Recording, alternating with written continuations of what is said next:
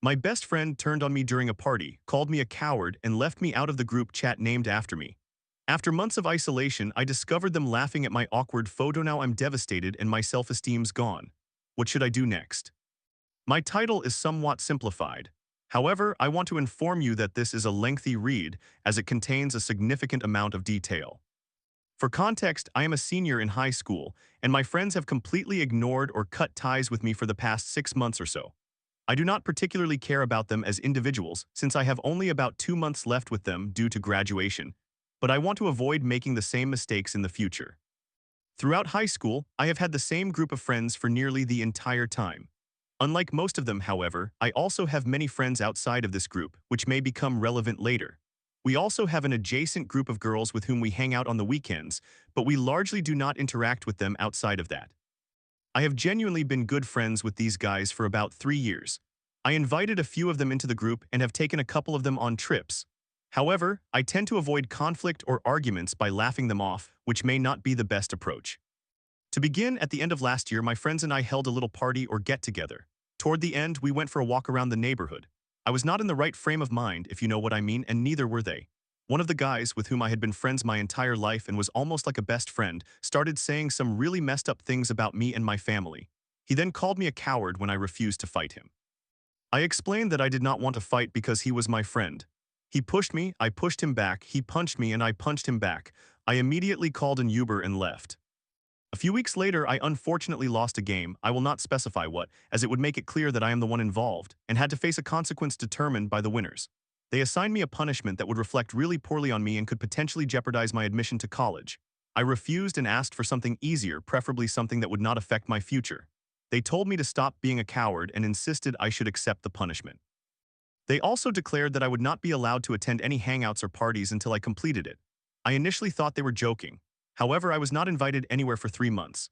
If I reached out online, I was left on read, ignored, or met with hostility and told I needed to complete my impossible punishment. They would not even speak to me at school without referencing this issue, and I began to notice that they avoided talking to me in person as well. I was quite upset about this, especially because while I have other friends, nobody else does anything outside of school. It is primarily this group that I'm stuck with. At one point, I struggled to sleep because I was worried about this situation, whether it would resolve, and more importantly, being completely ignored by individuals I had considered my best friends only a couple of months earlier. There were several instances when I learned about a get-together or party, inquired about attending, and was told that I could not. Two of the girls in this group felt bad and attempted to have me invited, but these guys refused to change their stance, saying things like, "We figured you wouldn't want him here." Eventually, I received an invitation to a party thrown by one of these girls, and afterward, things seemed to calm down. I started getting invited to events again, even though I sometimes had to learn about plans by listening to these guys talk about them or by reaching out after the gatherings had already begun. However, at one of these parties, my friend opened his phone and I noticed a group chat notification from a group chat named after me. Everyone was in it, both guys and girls. I was quite devastated. I did not reveal that I was aware of this, but over the following week, I saw that people were messaging in that group chat.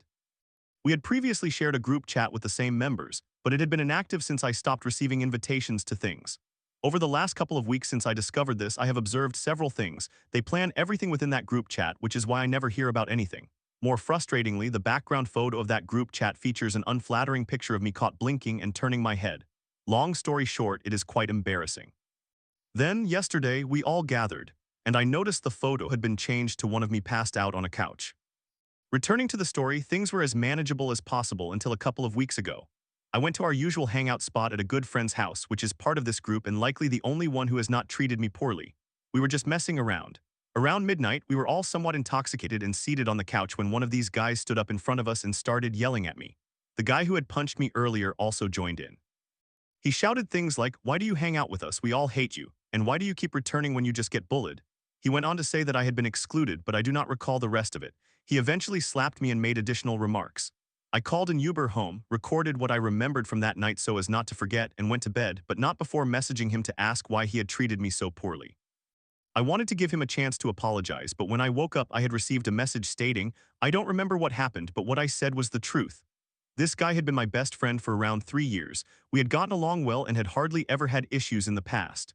One of the other guys recorded the entire incident and shared it in their group chat.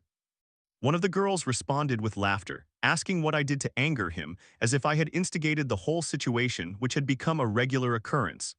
I know this because the guy next to me was on his phone and I saw the group chat. As for what he claimed, I do not believe I am bullied by these guys. Sure, I was left out before, but now I mostly attend everything, even if I am not involved in the planning. In person, we get along fine. It has felt a bit strange over the past few months, at least from my perspective, but I try to overlook it. There have been occasions when I arrive and one of the girls will say something like, "Oh, my name, you came too," or "Oh, I didn't know you were coming." We never argue or experience any problems until someone overindulges. They always seem pleased to see me when I show up at events. At school, we exchange greetings in the hallways. I stopped sitting with them during lunch back in January. Now with the school year coming to a close and my friendship with all of them also nearing an end, I decided to inquire about the group chat and understand what it entails. I asked a good friend of mine, with whom I have spent my entire life and who has also not participated in any of this drama but has been passively involved, what the group chat was about. I trust this guy, and he is one of the two individuals in this entire group with whom I will keep in touch after high school. He claimed to have no knowledge of the group chat, stating that it does not exist, asserting that they would not do that to me and suggesting that I might be overthinking things. I asked another guy and he also claimed not to know about it, insisting that it does not exist and that there was no reason for it to exist. Two other people echoed this sentiment. I am aware that they are all in this together. I simply want to know why I am not included and what goes on in that chat. That last part happened last night. I am seeking advice on how to endure this situation. I have not done anything to anyone in this group. I drive them around when they cannot drive, I talk to them at school, and I used to check in on them. Currently, I despise this situation. It feels strange knowing they have a group chat without me, especially one that bears my name in the title. Do they feel guilty? They must realize that I am aware of this by now. I feel as though these individuals do not take me seriously, which makes me extremely bitter. I have about 2 months left with these people. I want advice on how to get through these final months. It feels odd to be among individuals who do things without me. I essentially have to pretend to be friends with these guys, which I find unbearable. However, outside of this group, nothing else happens. No one organizes any events. As an extrovert, I need to be around people. It is tolerable in person, as I mentioned, but I just feel strange.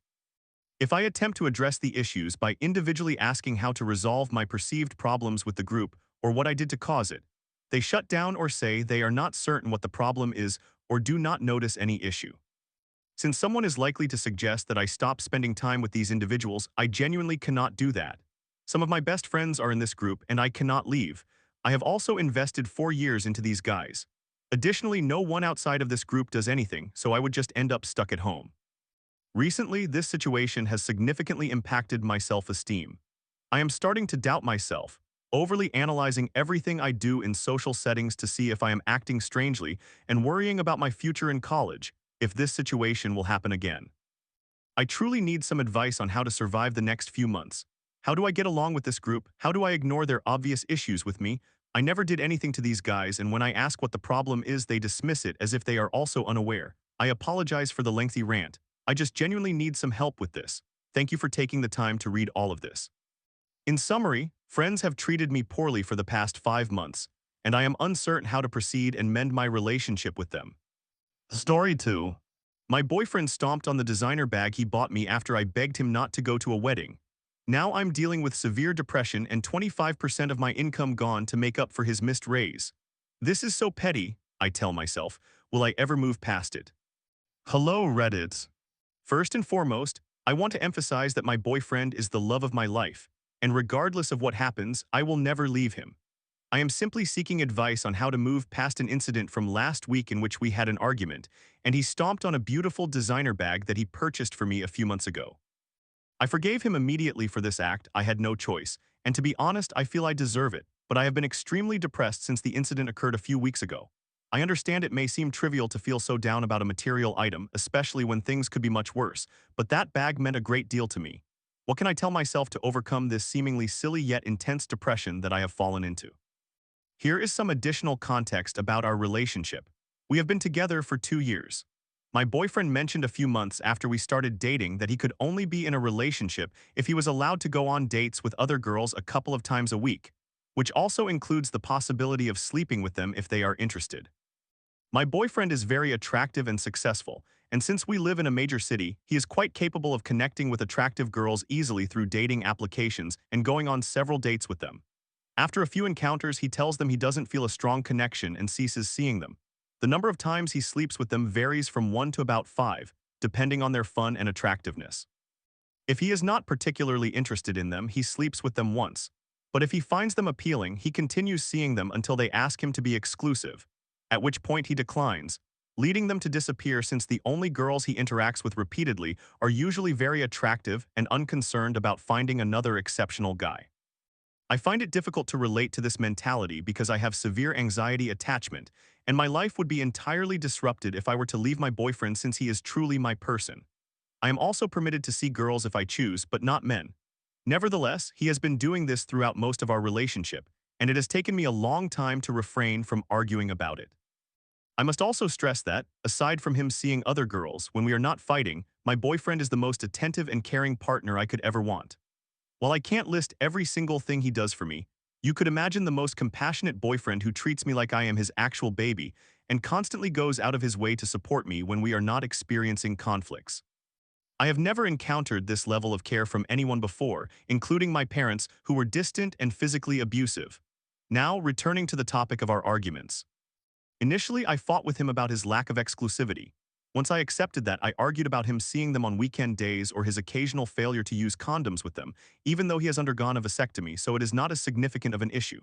Eventually, I came to terms with that, and I no longer fight about the other girls at all. However, the arguments were very intense, creating a considerable strain on our relationship. He has never been physically abusive towards me, but he would lecture me, sometimes even yelling for up to 5 hours about why I was wrong regarding whatever had triggered the argument. During our worst fights, I would find myself in a state of extreme self-destruction, banging my head against the wall or biting myself. I also have mild autism and bipolar disorder and experienced severe physical abuse as a child, which contributes to this behavior, although that is definitely not an excuse for such overwhelming actions. Ultimately, these conflicts consumed a vast amount of time, causing him to submit work projects late and resulting in him missing out on a 30,000 raise this year due to the stress I caused. A few weeks ago, our relationship was in an exceptionally good place because we had engaged in a few threesomes with a very attractive girl. I thoroughly enjoy this, and it has been a fantastic experience for all of us. We hope to continue seeing her, even though our relationship has become quite strained due to the recent conflict, and I am experiencing the most profound depression I have felt since we have been together. I complicated matters a few weeks ago by pleading with him not to attend a wedding where he had promised to take me before learning he was not allowed to bring a +1. I realize it was quite unreasonable for me to argue about this, and I am genuinely remorseful for my behavior. The dispute began as a typical argument with him lecturing me, but I kept begging him not to go. I was excluded and bullied throughout much of my childhood and lacked friends because I behaved strangely and exhibited autistic traits, largely due to the physical abuse at home. Thus, this felt very triggering for me, especially since he had promised to take me to all social events while he was already seeing other girls a couple of times weekly without me. Approximately 15 minutes into this conflict, he disclosed that he had missed out on a raise at work, leading to him yelling, and ultimately he ended up stomping on the bag he had bought for me multiple times, leaving visible marks that rendered it nearly ruined. I then resorted to banging my head against the wall and biting myself. The following day, he told me I needed to send him $30,000, 25% of my income, to compensate for his missed raise, which I readily agreed to, and I haven't initiated any further conflicts since. However, I am currently experiencing profound depression. I have lost all motivation for nearly everything, and I have no appetite at all, having dropped from 110 to 100 pounds since the argument. I have also lost the desire to exercise and no longer find enjoyment in watching television. It is surreal. I am not particularly upset about sending him the money. I believe it is fair given the stress I placed on his job. However, I feel inexplicably more distressed about that stupid bag and watching him destroy it. Naturally, I cannot express my sadness about the bag to him because his work is evidently of much greater significance. Although I still feel attracted to him, aside from that, I have lost pleasure in everything else about our time together, including cuddling, and I can only hope that time will mend this trivial bag issue. I am trying to remind myself that things could be much worse. He could face a serious illness or even die. I am incredibly angry with myself for fighting about the wedding and for all the conflicts I had about him seeing other girls, and I recognize I need to focus on the future. However, my thoughts are consumed by the past and all the terrible mistakes I have made in this relationship. I know he is my person and I could never leave him. I just wonder if you have any advice for moving past this ridiculous first-world sadness concerning the bag. Obviously, there are much more serious issues at hand. I feel more regret about the impact I had on his job than about the bag, but still, my mind is entirely preoccupied with anger at myself for the arguments and for ruining the positive situation we had after the threesomes. I lack motivation and happiness for anything now. I do not even look forward to the threesomes anymore. Any advice for rediscovering joy in everyday activities such as eating or working out would be greatly appreciated. Summary: my boyfriend stomped on the designer bag that he gave me, and now I am trying to figure out how to stop feeling depressed about it.